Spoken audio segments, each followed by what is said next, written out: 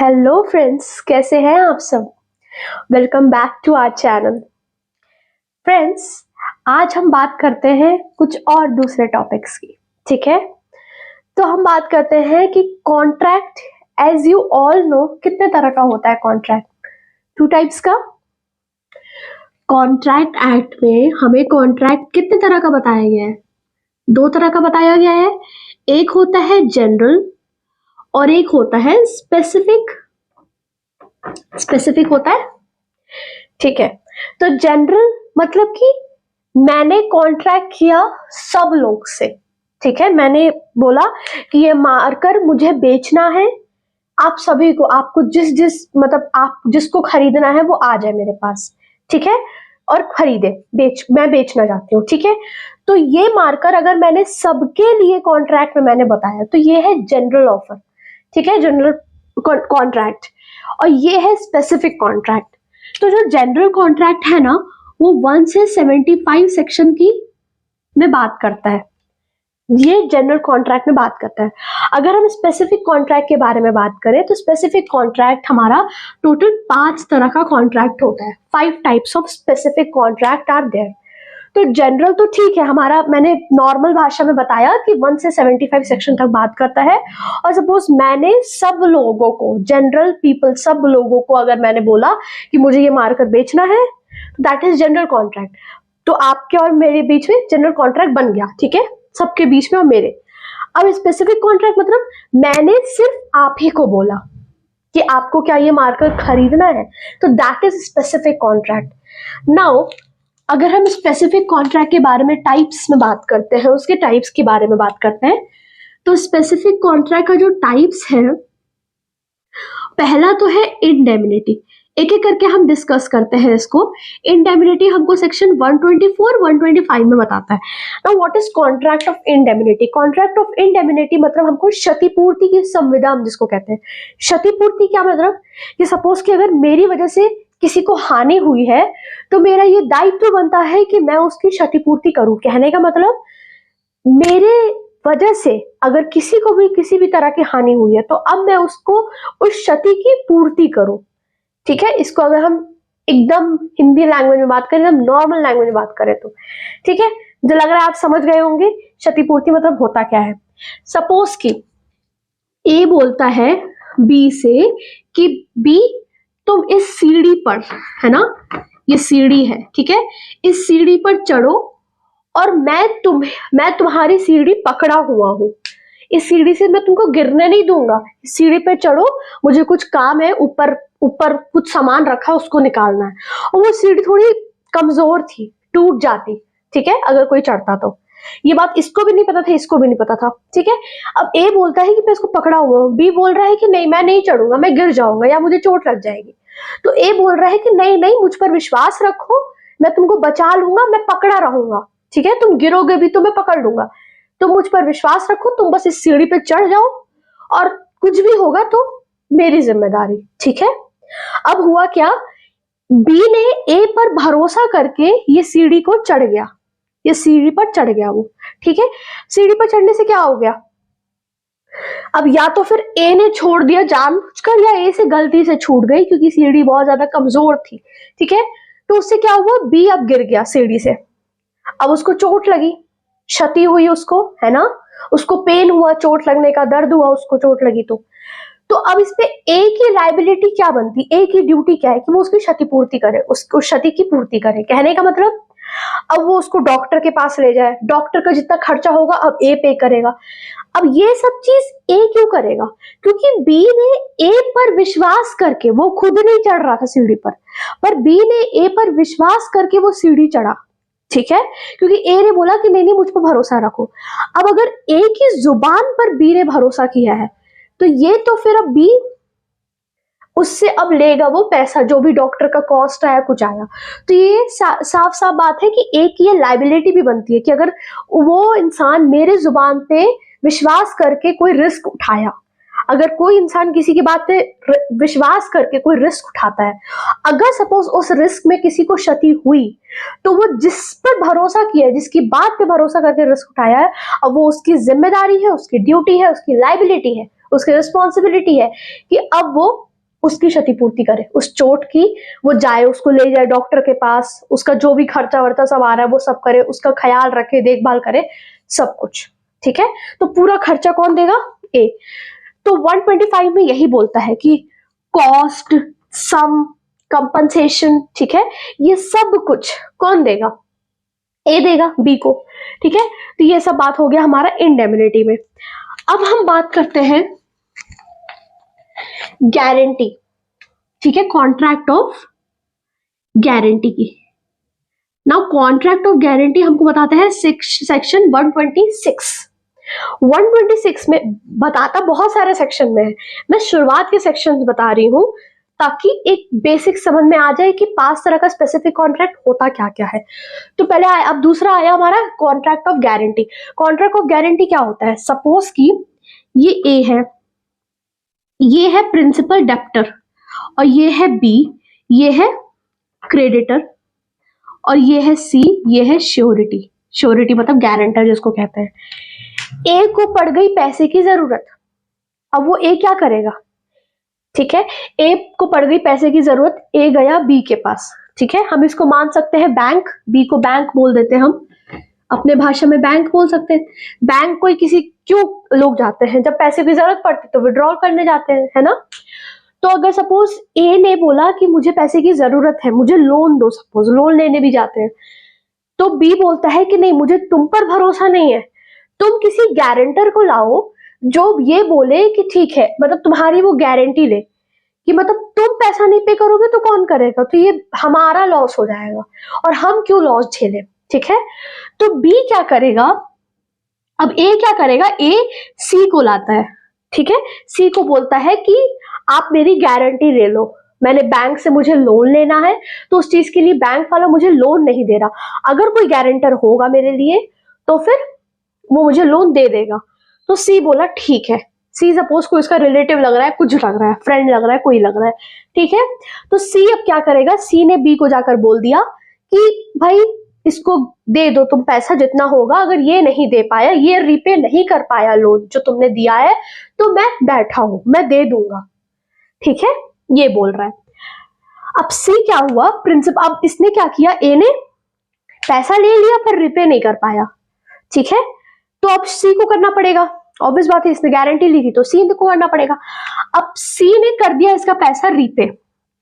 ठीक है, तो अब जब रीपे कर दिया तो बी की जगह अब कौन आ गया? सी आ गया, सब्स्टिट्यूट कर दिया।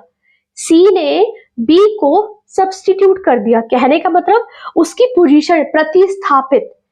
सी अब बी की जगह बैठ जाएगा ना, सी अब बी की जगह बैठ गया। ठीक है, तो ए बोलता है कि ठीक है। तो इसमें क्या है ना, 3 कॉन्ट्रैक्ट इसमें होते हैं, ए बी। एक तो कॉन्ट्रैक्ट हुआ ए और बी के बीच की, भाई लोन रिपे करना, लोन देना, ये ए और बी का बीच का कॉन्ट्रैक्ट हो गया। बी और सी के बीच कॉन्ट्रैक्ट हुआ कि अगर ए पैसा नहीं देगा तो मैं दे दूंगा, तो ये हो गया बी और सी के बीच का कॉन्ट्रैक्ट। एक इम्प्लाइड कॉन्ट्रैक्ट होता है, वो होता है ए और सी के बीच में कॉन्ट्रैक्ट, मतलब प्रिंसिपल डेप्टर और श्योरिटी के बीच में कॉन्ट्रैक्ट। अब ये दोनों के बीच में कैसा कॉन्ट्रैक्ट है? ये दोनों के बीच में ये कॉन्ट्रैक्ट हुआ कि ए बोल रहा है कि ठीक है, अभी आप, मतलब मैं अगर सपोज पैसा नहीं पे कर पाया तो आप पे कर देना। ठीक है, तो अब सी की जगह बी बैठ जाएगा। ठीक है, अब बी तो हट गया, बी का काम खत्म, तो अब सी। तो ए बोल रहा है कि आप दे देना। अब अगर सपोज इसने नहीं दिया तो सी अपना क्यों लॉस झेलेगा? वो भी तो एक थर्ड पर्सन है ना, तो सी अपना क्यों लॉस झेलेगा? तो सी बोलता है कि मैं उसको तो दे दूंगा, मैं बी को तो दे दूंगा, पर मेरा पैसा कैसे तुम दोगे? तो ए बोलता है मैं आपको पैसा दे दूंगा, अगर आपने मेरा सपोज मैं उस टाइम पर नहीं दे पाया तो मैं आपको धीरे धीरे करके दे दूंगा, इंस्टॉलमेंट करके किस्तों में दे दूंगा मैं आपको पैसा, पर मैं आपको दे दूंगा।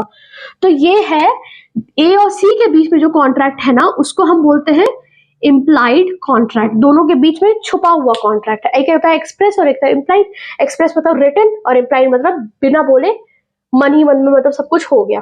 ठीक है, तो ये होता है इम्प्लाइड कॉन्ट्रैक्ट। ठीक है, तो जो है ए और सी के बीच में, कि सी बोल रहा है कि अगर तुम पैसा पे नहीं कर पाए तो मैं कर दूंगा, लेकिन मुझे मेरा पैसा चाहिए। तो ए बोला ठीक है, मैं पैसा पे करूंगा धीरे धीरे करके, या एक बार में मैं पे कर दूंगा। ठीक है, तो ये हुआ ए और सी के बीच में कॉन्ट्रैक्ट। ठीक है, कि मैं पैसा पे करूंगा। तो ये होता है कॉन्ट्रैक्ट ऑफ गारंटी। इसी जो कॉन्ट्रैक्ट को बोलते हैं वो क्या बोलेंगे, अगर सपोज सी ने ए की गारंटी ली है कि पैसा दे देगा, नहीं दिया तो मैं दूंगा, तो ये बी के सामने गारंटी लिया, तो ये तीनों के बीच में जो कॉन्ट्रैक्ट हुआ है इसको बोलेंगे हम कॉन्ट्रैक्ट ऑफ गारंटी। ये है प्रिंसिपल डेप्टर, मतलब कमजोर व्यक्ति है ना, जिसके पास पैसा नहीं है, और ये है क्रेडिटर, हम इसको मूल रेडी बोल सकते हैं, ये है क्रेडिटर जिसने पैसा दिया, ठीक है, हम क्रेडिटर को बैंक बोल रहे हैं, ठीक है। अब ये होता है हमारा कॉन्ट्रैक्ट ऑफ गारंटी। उसके बाद हमारा तीसरा तरह का स्पेसिफिक कॉन्ट्रैक्ट आता है एंड दैट इज बेलमेंट, ठीक है, सेक्शन 148 में कॉन्ट्रैक्ट एक्ट के बताता है कि बेलमेंट, कॉन्ट्रैक्ट ऑफ बेलमेंट भी कुछ एक स्पेसिफिक कॉन्ट्रैक्ट होता है, तीसरा स्पेसिफिक कॉन्ट्रैक्ट होता है, तीसरा स्पेसिफिक कॉन्ट्रैक्ट बेलमेंट।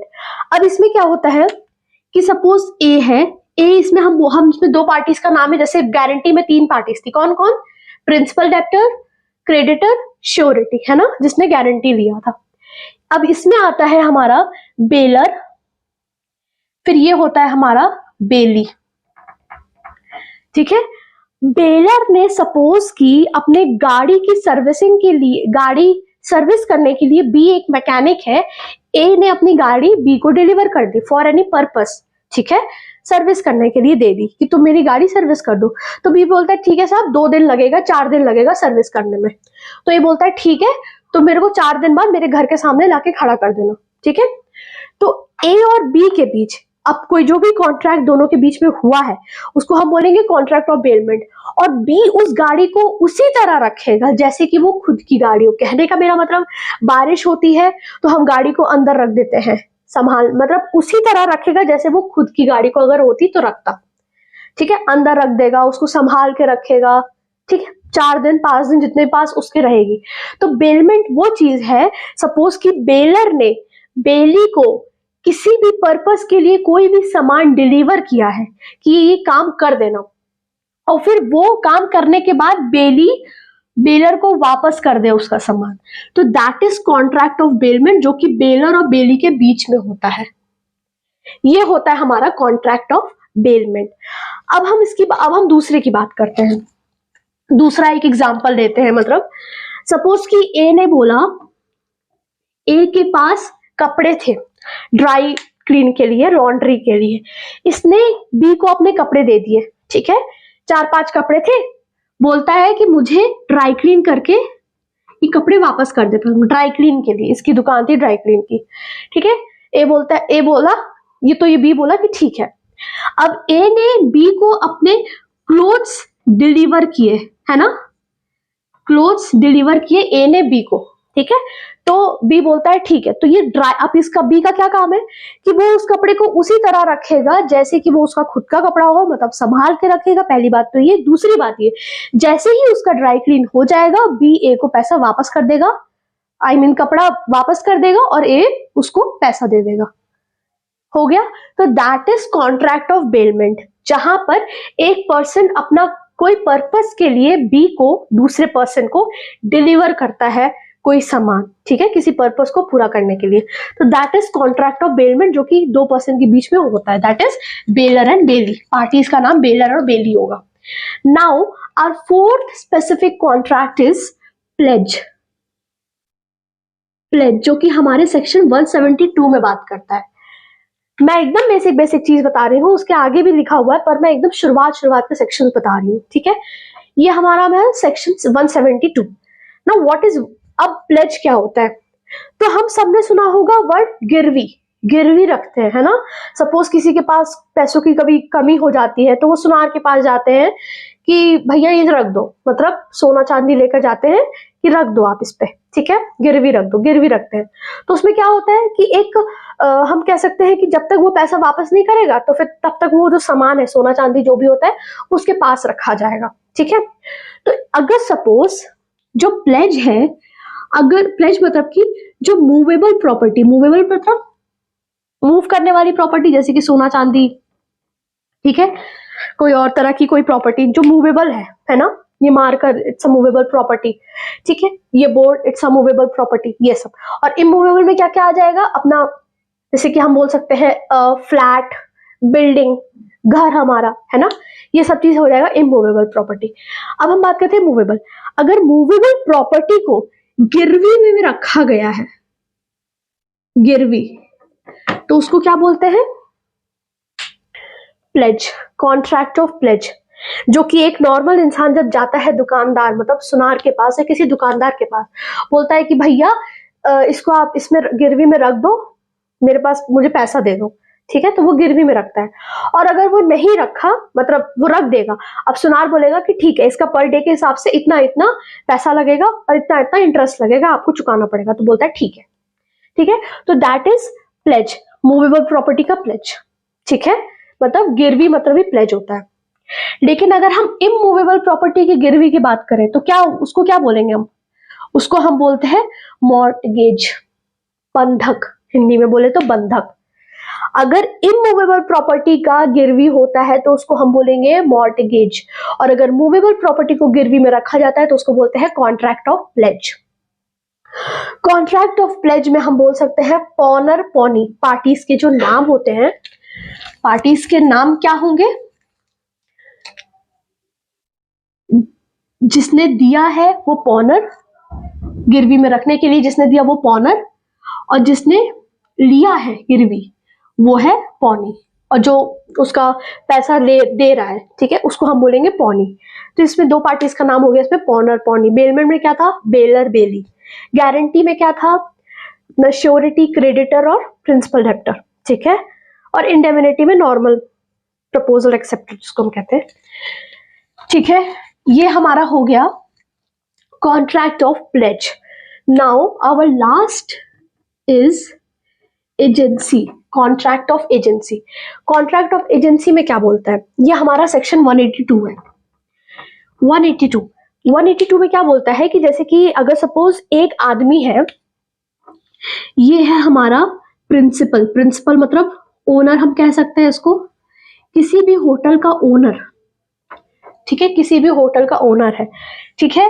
सपोज एक बी है, बी पर्सन है, थर्ड पर्सन है, मतलब ये आया इसके होटल में रहने के लिए। अब बी बोल रहा है कि भाई साहब मुझे इधर इस होटल की फैसिलिटी बताओ कि क्या क्या है, ठीक है। तो बोल रहा है कि मतलब कि खाना मिलेगा कि नहीं मिलेगा, इसका कॉस्टिंग कितना होगा, पर डे के हिसाब से इसका कहाँ पे क्या करना है, कैसे रहेंगे, तो ये सब चीज पूछ रहा है। तो ए ने कहा कि एक काम करो आप भाई साहब, आप मेरे एजेंट, कहने का मतलब सी पर्सन से जाकर पूछो कि इधर पे क्या क्या है ना। Who is C? C is that agent, ठीक है। इसका ओनर का जो एजेंट होता है, एजेंट कौन होता है? Who represents its his principal, ठीक है, अपने ओनर को जो रिप्रेजेंट करता है, मतलब काम सब सी करेगा, पर लेकिन ऐसा माना जाएगा कि सी नहीं, ए कर रहा है वो काम। सी क्या कर रहा है? ए को रिप्रेजेंट कर रहा है, ठीक है। जैसे कि हम कोई शॉप में जाते हैं तो उधर ओनर रहता है, एक ओनर रहता है, और सब लोग जो वो नौकरी वाले रहते हैं। तो वो जो नौकरी वाले हैं वो एजेंट हो गए, ठीक है। और वो जो ओनर है जो कुर्सी में बैठा रहता है, हम सपोज दुकान गए, कोई ड्रेस की दुकान में गए, कहीं दुक गए, तो वो जो ओनर है तो वो हो जाएगा प्रिंसिपल, दुकान में हो जाएगा जो ओनर, और जो काम करने वाले होंगे वो एजेंट। अब जैसे कोई भी कस्टमर आया उस दुकान में, तो वो जो काम करने वाले हैं, ठीक है, तो वो जो एजेंट है वो एजेंट हमको दिखाएंगे कपड़ा, ठीक है, फिर बताएंगे कि इसका ये प्राइस है, इसका ये प्राइस है। ओनर साइड में बैठा रहता है। इसका मतलब ये कि ओनर हमें बता रहा है कि इसका प्राइस ये है, ओनर मतलब इसका प्राइस ये है, इसका प्राइस ये है। मतलब कि वो सब लोग किसको रिप्रेजेंट कर रहे हैं? जो उधर पे काम करने वाले हैं वो किसको रिप्रेजेंट कर रहे हैं? ऑब्वियस बात है, अपने ओनर को।